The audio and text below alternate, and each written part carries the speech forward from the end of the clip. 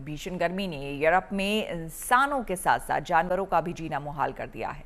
इंसान तो खुद को ठंडा रखने के लिए अलग अलग उपाय कर रहे हैं, लेकिन बेजुबानों के साथ ये संकट बढ़ा है। यूरोप में पड़ रही भीषण गर्मी की वजह से बर्लिन के चिड़ियाघर में खास उपाय किए जा रहे हैं। इसी से जुड़ा हमारा तीसरा सवाल है और हमारा सवाल है कि जानवरों में जानलेवा गर्मी से बचाने के लिए क्या उपाय किए जा रहे हैं। आपको बता दें कि जानवरों को गर्मी से बचाने के लिए पानी के फुहारों से लेकर राहत देने वाली डाइट तक दी जा रही है। वहीं डॉक्टरों ने भीषण गर्मी को लेकर चेतावनी देते हुए इसे गंभीरता से लेने को कहा है।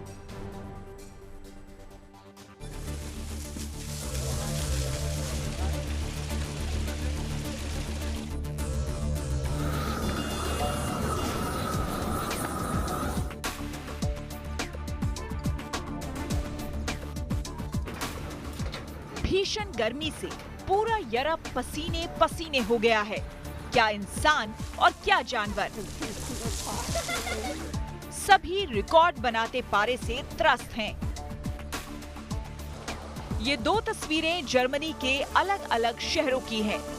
कोनिग्सवेंटर और बर्लिन की ये तस्वीरें भीषण गर्मी से जूझ रहे इंसान के साथ जानवरों को दिखा रही है।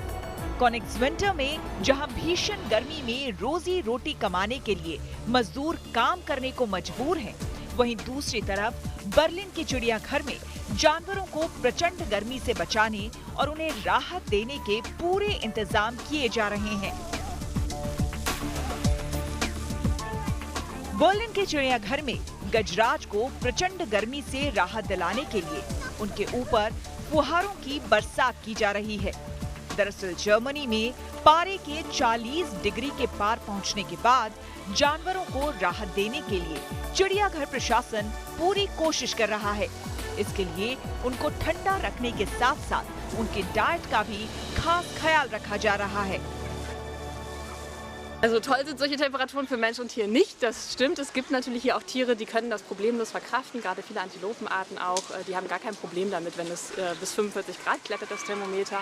Aber genau, also so 37, 38 Grad, ich denke, da kommen wir auch gut klar mit noch, gerade wenn die Tiere hier Bademöglichkeiten oder Duschen haben.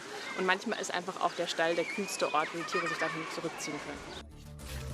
भीषण गर्मी का उन मजदूरों पर भी असर पड़ा है जो चिलचिलाती धूप में काम करने के लिए मजबूर हैं। उन लोगों को गर्मी से सतर्क रहने की सलाह दी गई है। Today is 1st of July. The heat is for first time that big. We have 37 degrees. It's quite hard for us engineers and for our workers. We try as much as we can to stay safe, firstly for ourselves. दरअसल Europe को झकझोर देने वाली गर्मी के पीछे मुख्य वजह हीट डोम को माना जा रहा है। वैज्ञानिकों का कहना है कि हीट डोम बनने की वजह से इस साल जरूरत से ज्यादा गर्मी पड़ रही है। लोगों को लगता होगा कि आखिरकार यूरोप में इतनी गर्मी क्यों पड़ रही है, उसकी भी कुछ खास वजहें हैं। सबसे पहली वजह है heat dome effect. Heat dome effect जो होता है वो एक तरीके से उल्टे ढक्कन की आकृति होती है, जिसमें उच्च दबाव की वजह से गर्मी जाकर के कैद हो जाती है। दिखने में वो चूंकि उल्टे ढक्कन की तरह लगता है, डोम की तरह लगता है, इसीलिए उसे हीट डोम इफेक्ट कहा जाता है।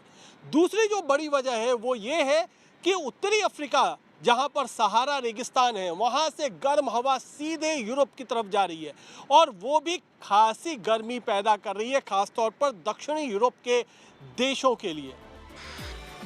यूरोप में गर्मी बढ़ने के पीछे ग्लोबल वार्मिंग को भी जिम्मेदार माना जा रहा है। दुनिया में तेजी से बदलता मौसम यूरोप के लिए मुसीबत लेकर सामने आया है। ग्लोबल वार्मिंग ने तो सबकी परेशानी बढ़ा रखी है।